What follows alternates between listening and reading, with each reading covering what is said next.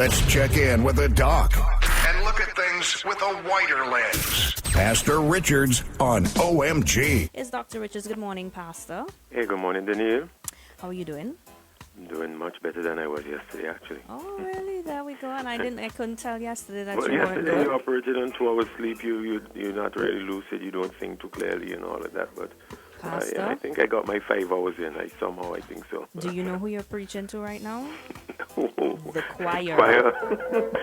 The choir.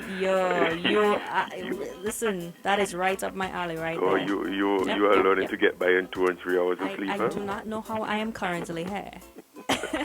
Most Well, days. I think I got up. I think I got my usual 5. I mean, usually when I get 5, I'm good to go. But isn't that below what you're supposed to get, right? No, when you age, I'm not 20 anymore. Mm-hmm. So when you age, you find young people need 2 things primarily. They need, I'm telling you, food. I mean, they eat like it's a raging fire, and they also need sleep, and that's because their growth spurt is so phenomenal during the teenage, and to produce that amount of growth, you need to rest because it really tires you out, and you need to eat to fuel the growth. Right. But after you get past a certain age, let me not define for people, you don't need, you're not growing, you don't need that much food. So one of the things I've noticed is that, I mean, when I was in my 20s, I could kill it. I mean, I could kill, the food. But when you get, I mean, it's just like, well, you eat when you have to. Most of them you eat because you enjoy something. You eat a little bit of it. And way too soon you're filled and you're like, well, I can't eat anymore. And then sleep too. You would notice, especially for guys, that the older you get, the less that you don't need to be sleeping 8 hours at all. You're not a teenager anymore. So. Wow, I wish I could release it. I need it. I need that, Pastor. Trust me, it's rough. Yeah, but after a while, either you get used to the routine or he grows up, and therefore, you get past that stage, and then you deal with running behind him all day long. Let's not don't call it on me just yet. I'm taking my time to get there. Your time to get there, okay, my dear. Now, Pastor, have you been listening to our discussion this morning? You got a chance to listen? Yes, in fact, let me say, Danielle, I have to make this clear because it is not always that I get to listen. You would understand that. Yes. I mean, people, even this morning, people are in and out and all of that. But yesterday morning, for example, a lot of calls came in, and I was on the phone inundated with calls the entire time. And it was not, you would not believe this, it was not until yesterday evening that I discovered that Bing had an incident. I missed all of that. And nobody told me. So I'm just giving a shout up right now to Bing, and I'm not sure what the details. I took it for granted. I'm sorry. I should have mentioned to you. I really took it for granted that you probably didn't hear. Usually what I do, let me just say, usually what I do my thing. If I can listen, I listen right up to the time I come on. But if I am on a call, the call will go right up to 9:29, and then I will say to the person, look, I got to go now, switch gears, and then I will just listen for my drop to play and come in. During the shift, he expressed that he wasn't feeling too well, so he left sometime almost near 9. So he had to leave. He said that he would be taking the rest of yesterday and today to rest, and that he hopes to be back with us tomorrow morning. Good for him. I really, I actually prayed for him. For this. This can't be good. Easy. Health matters, and the uncertainty of certain things. It's got to be frustrating that you can't even, get your spiel going.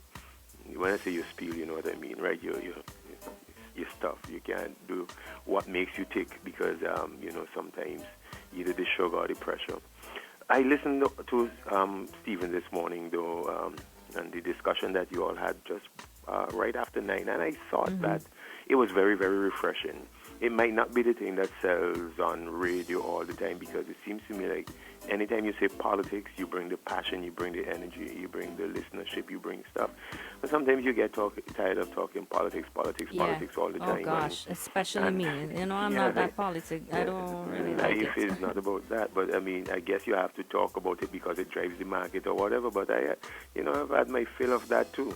And so when Stephen introduced the whole idea of health this morning, I'm like, why can't we just talk about this? Because this is so informative and so refreshing, change of pace, but also so relevant, the health of our people.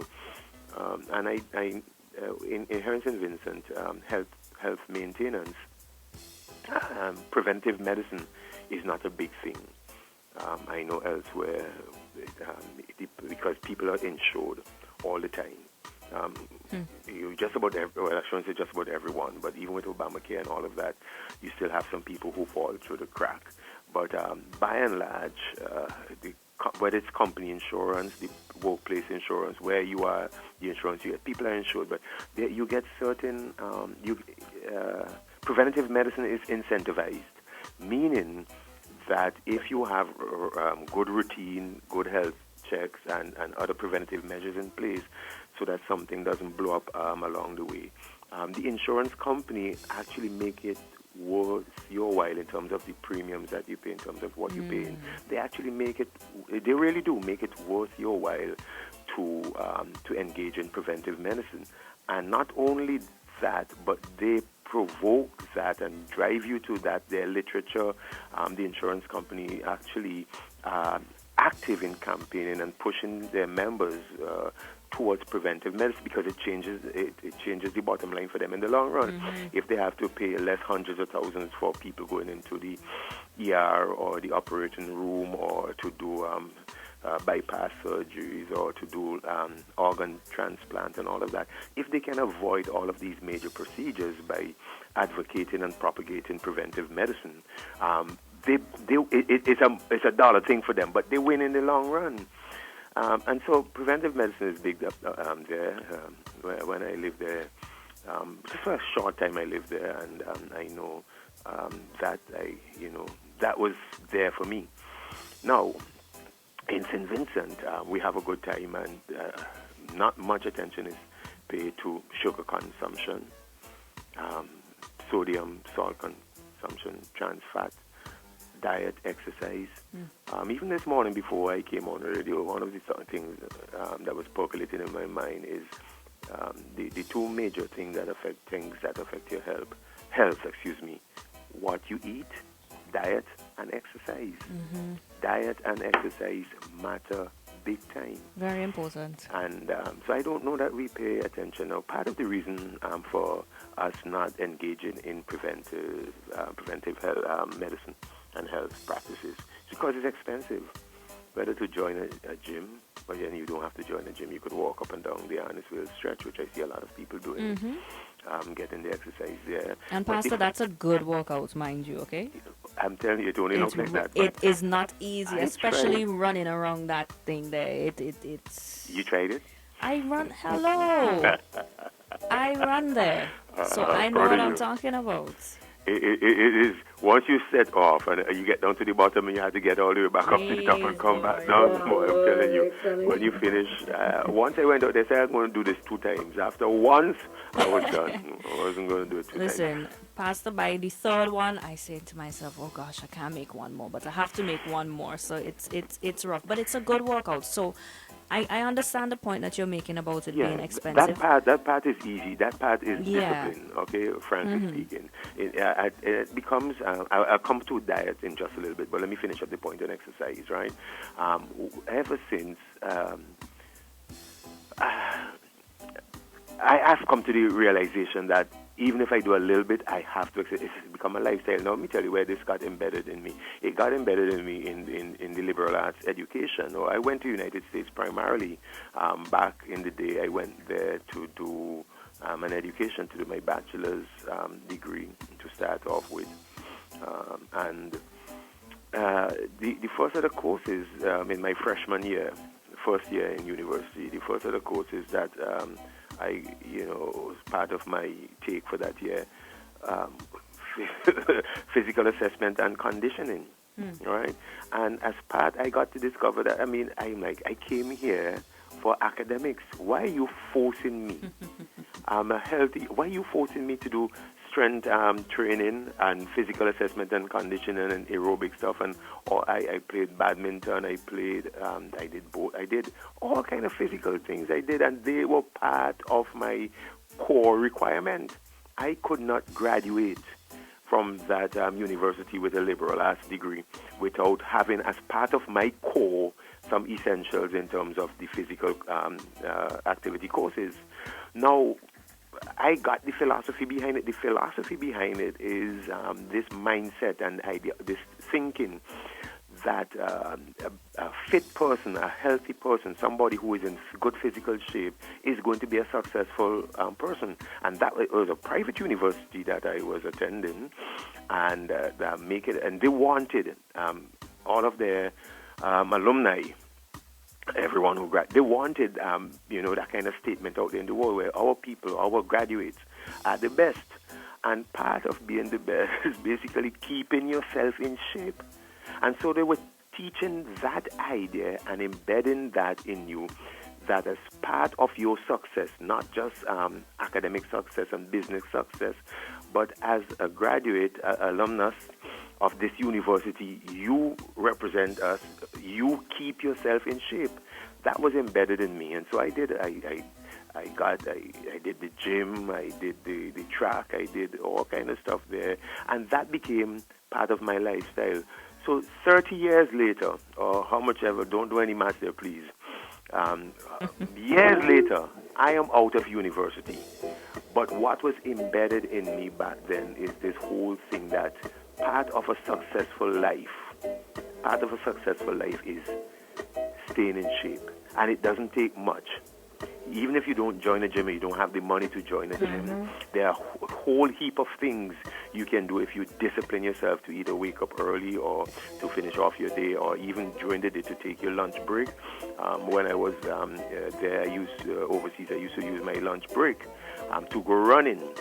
So as soon as I'm out for lunch, I put on my running shoe and my clothes, and I go running for a few miles.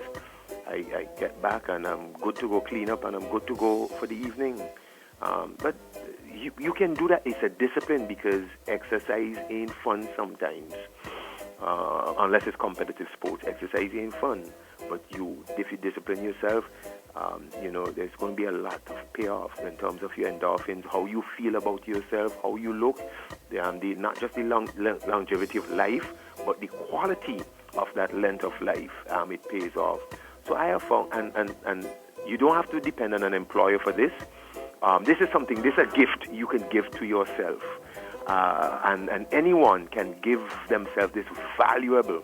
If you were to put money terms on it, it's very, very valuable what you're doing for yourself when you exercise. It's like having thousands of dollars imputed into your account. When you exercise, you can do it for yourself. So everyone hearing me, take time to exercise. So I said that it's a matter of two things, eating and dieting and exercise. So the exercise is the easy part, which basically you need discipline for that. But the other part that is a little bit more tricky here is the diet, because frankly speaking, you now come to economic consideration. Eating properly is part of preventive medicine and preventive health practices here in Sylvania. This is not the easiest thing to do. The cheap stuff, what your income can afford, especially in a country where, depending on who you're listening to, the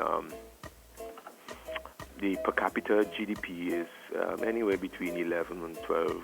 Some might want to put it beyond that, but say $11,000 annually per annum. You can't do much with that. You're basically running at $1,000 per capita per month. Some people I know are way below that, but let us say even at $1,000 per month. By the time you take out for housing need, $500 for that. By the time you take out, if you have a child or two or three, for that, and then before you know it, you are left with and transportation. Even if you're taking buses, $200 a month for transportation, before you know it, you have $100 left for food for the month. That is one grocery bag, basically. So when you go in with that $100 allocated for food per month, which is the reality, by the way, because of the profession I am in, I actually know this. It is true. I am not making it up. I actually know that some people are left with $100 a month, or maybe even less, for how they're going to eat. So you okay, bread, flour, rice, You think that are more inexpensive? Yeah. Naturally go for. Chicken thighs. Can't buy fish, all right? Because fish is like some $11 a pound if you buy it in the supermarket and stuff. Forget clean meats. Forget, even if you use chicken breast or turkey. If you buy a turkey, Graves has a thing there where you can buy the turkey breast. They can cut it up for you. But then you end up paying about $8 a pound, about $70 for a turkey. You can't your turkey breast. You can't do that. Broccoli is way up. The cauliflower is about $10. For every head of cauliflower, lettuce, green peppers, all of the healthy stuff, the natural healthy stuff, they're way, way, way expensive and priced out of your budget.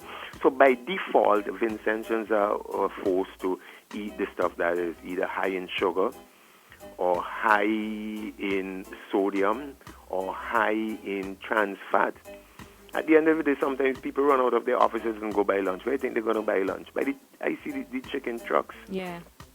Fries and chicken wings or whatever. Chicken, yeah. Yeah, and that's what people buy and going back and sitting in the offices or wherever and eat. They might get a turbo or something and drink and swallow that down. Basically, what I am saying is that our incomes often dictate what we eat, and because of that, we, by necessity, by economic necessity, we are not necessarily eating the right kinds of food. And what this does now, I have to wrap this up. What this does is it becomes it becomes your private consumption patterns basically become a public or government nation's health burden, because invariably poor diet will lead to poor health. And even if the government or we save something on the front end because, people are eating and they're getting by their living, at the back end of it, when they go into the hospital with a myriad of diseases and health complications, a lot of it is the government has to provide, because we have a kind of socialist medicine here. The government still has to provide. It's a cost on Vincentians.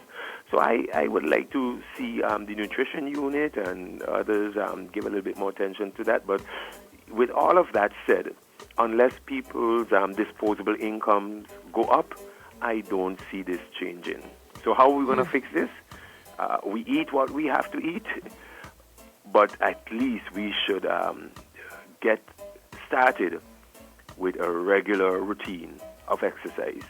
You will feel better for it, and you will live longer for it. Words of wisdom, as someone said on the WhatsApp from our pastor. Thank you so much, Pastor. Take care. Have a great day. All right. Let's check in with the doc and look at things with a wider lens. Pastor Richards on OMG.